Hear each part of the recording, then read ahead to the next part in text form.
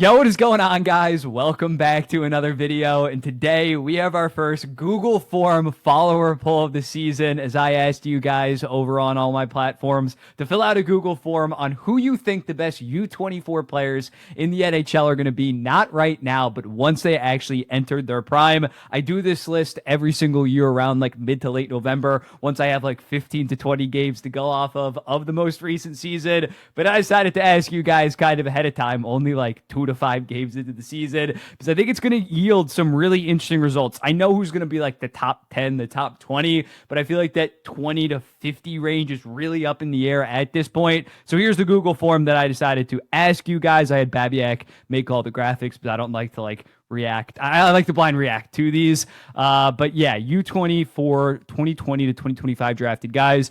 These guys have turned 24. Their birthdays are between September 15th and October 15th. And yeah, this was the criteria. One being just like a solid role player, and then working our way up to being like a Hall of Famer, top 75 greatest player of all time. Babiak did tell me that he did have to clean up the data a decent amount. As you can see, we got like 636 responses. He did have to delete like 30 of those because there were some guys like review bombing Matthew Schaefer, giving him ones, giving Matvey Michkov, Lane Hudson ones. Those are some notable that he mentioned, as well as one poll he said had the Montreal Canadiens players all getting 10s across the board and everybody else within the poll getting a 1. So yeah, we cleaned up the data here to kind of, because yeah, 600 responses. If you have 30, just absolutely bad ones, it could tank the rest of the results. So I have not seen them. Babiak gave me these, sent it over in a Google Drive, and we're going to react right now. We're going to start with 41 through 50. Let's get it. And then at the end, I'll go through like 50 to 75, the ones that did not crack the top 50. Okay, Simon Edvinsson I would have expected to be a little bit higher, considering he had such a good rookie season and is 6'6". But let's go through it. Caden Cooley makes sense. Don't think that he has the highest ceiling in the world compared to other U-24 players, but has definitely established himself already as like a pretty good second pair guy. Pavel Mintyukov, he spelt that one wrong, but it's all good. Pavel Mintyukov makes sense. Great rookie year, then kind of down year last year. Hopefully he bounces back. Neighbors has scored 20 plus goals in a season. Coronado, I feel like I'm going to say this for a lot of guys, that I'm going to have them higher, then I'm going to realize that there just is so much young talent in the NHL at this point. Zach Benson, if you've been following the page, you know that I love Zach Benson. I would definitely have him higher. I can vouch on that one.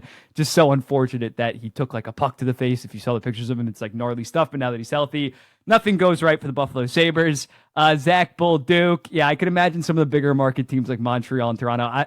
I think that's like an okay spot for him, maybe a little bit higher than I would have him. I would not have him at Edvinsson or Benson.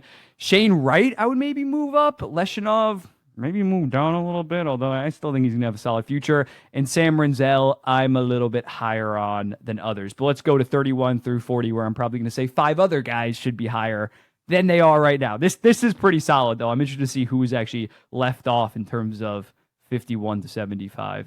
Okay.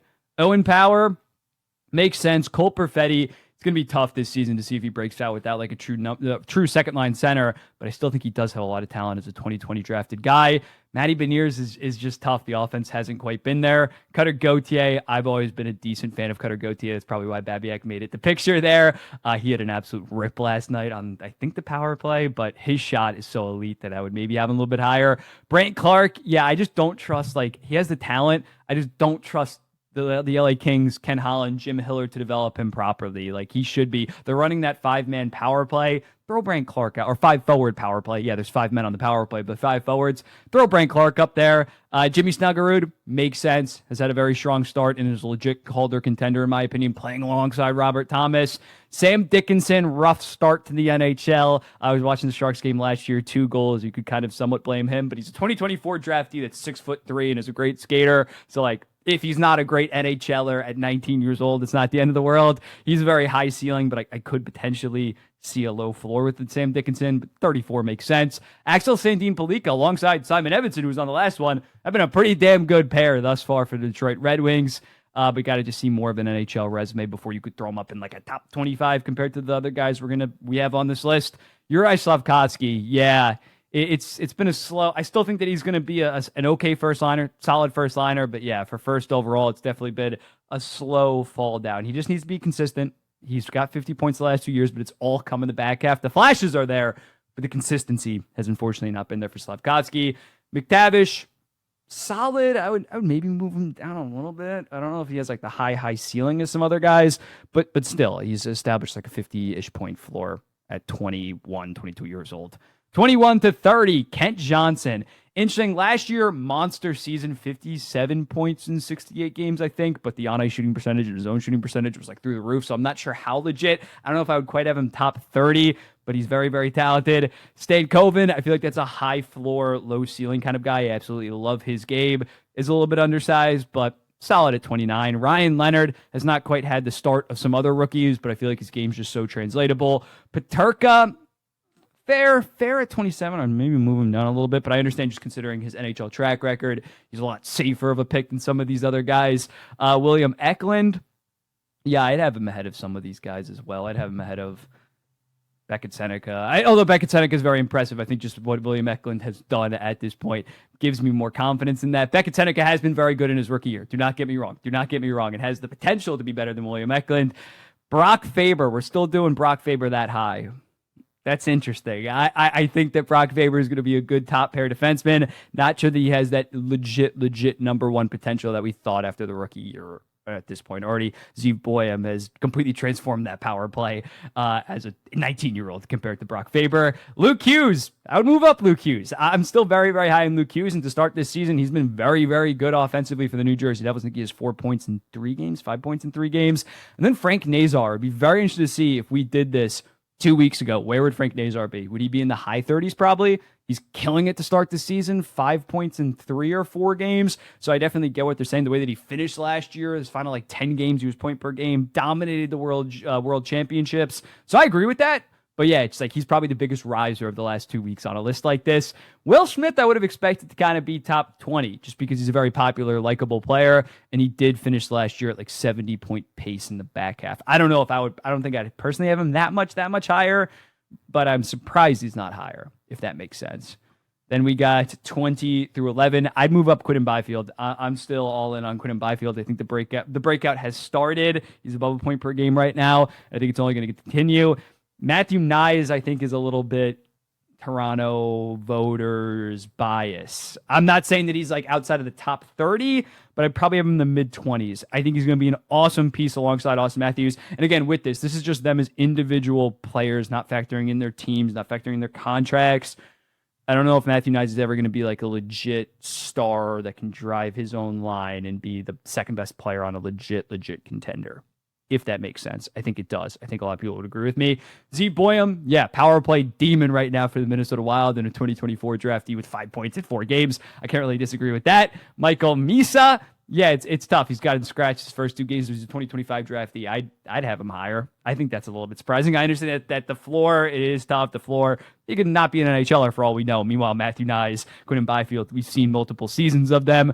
But yeah, I think Misa's ceiling is still definitely worthy of top 15. Zane Prek, yeah, it's not going to be the best rookie season of all time just because Calgary kind of stinks offensively, but he's, in my opinion, one of the best young defensemen in the NHL, and for me would probably be, it's so tough. It's like, who am I moving? Logan Cooley, Wyatt Johnson, or Adam Fantilli? Like, holy crap! But I'd have him probably 14, if that makes sense. Michael Misa, Zane Prek, 14, 15 probably. I love Dylan Guenther, though. Don't get me wrong. You guys are right on having him that high. Seth Jarvis as well. The way that he has been able to play both sides of the ice in his young career is insane. But I do think Prek and Misa have like true game-breaking, franchise kind of talents, if that makes sense. Compared to Wyatt Johnson, Seth Jarvis, Dylan Guenther, I'm not sure they're going to get to that level. But again, they do have a higher floor, so it's understandable. Then Adam Fantilli not cracking the top 10 despite 31 goals last year. That's interesting. That is very, very interesting. Now let's go to our top 10 to see who's ahead of him. We got Leo Carlsson. Yeah, I would definitely have Leo Carlsson. Not definitely like by a mile, but Leo Carlsson would be ahead of Fantilli right now for me. Raymond Sanderson Schaefer. Interesting. You guys are high on Schaefer. Tim Stützle all the way at number 6. And then the 2 Montreal players at 3 and 4. I'm trying to see how I would order this. Am I crazy if I would say Leo Carlsson would be my 3 or 4?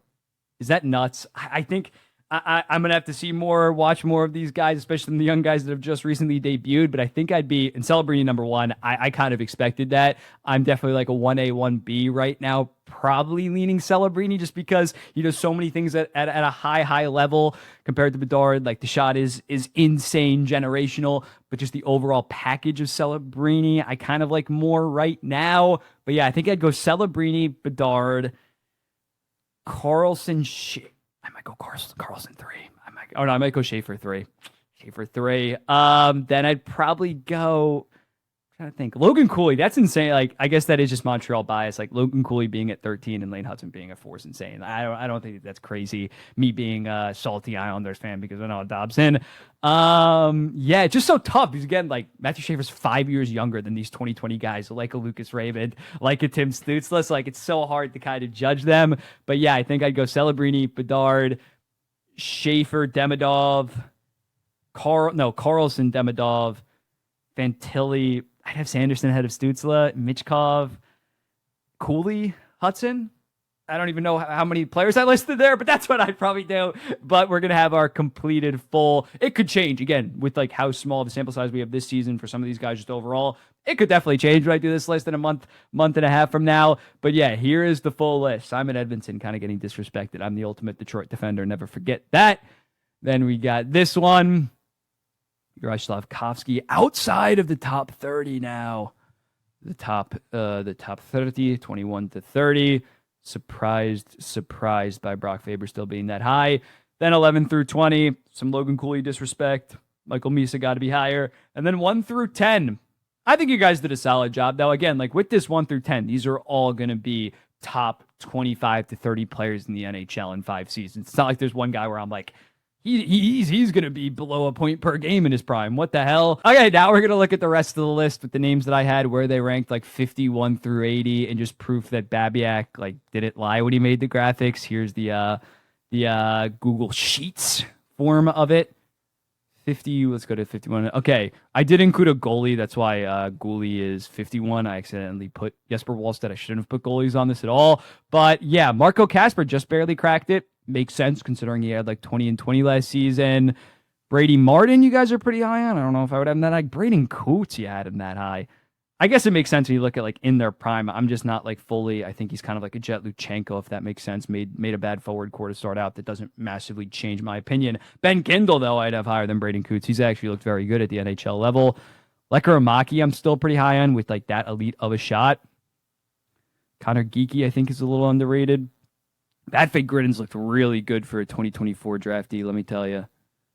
Luchenko down to 77. No. Matt Rempe all the way in last. I got to disagree with that one pretty hard. But yeah, Jamie Drysdale all the way down there. Wait, where's he at? Yeah, right here. Yeesh. Isaac Howard, McGroarty.